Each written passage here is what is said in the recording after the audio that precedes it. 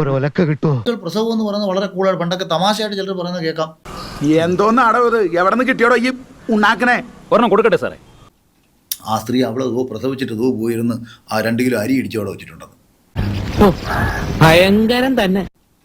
ആ സ്ത്രീ അവളെ പ്രസവിച്ചിട്ട് പോയിരുന്ന് ആ 2 കിലോ അരി ഇടിച്ചോടെ വെച്ചിട്ടുണ്ടെന്ന്. സുഗുണേട്ടന്റെ തറവാട്ടിലെ ഇത്രയും ഭയങ്കരികളായ പെണ്ണുങ്ങളുണ്ടെന്നുള്ള വിവരം ഞാൻ ഇപ്പോഴാട്ടോ അറിയണത്. അപ്പൊ ഇത്ര നിസാരമായിട്ട് സ്ത്രീകൾ വളരെ എൻജോയ് ചെയ്തിരുന്ന ഒരു പ്രോസസ്സിനെ അത് നിനക്കെങ്ങനെ അറിയാം?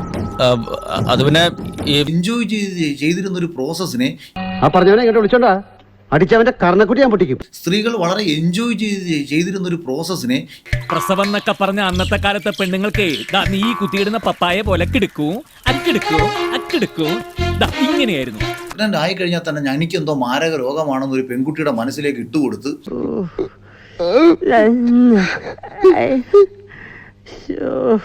9 മാസം ഇതിന് പ്രസവിക്കാനും പറ്റാതെ സിസേറിയനുമായി ആകെ കോംപ്ലിക്കേറ്റഡ് ആക്കി വെക്കും. കുറെ പൊണ്ണത്തടിയൊക്കെ ഉണ്ടെങ്കിലും ആള് വെറും മണ്ണുണ്ണിയാ.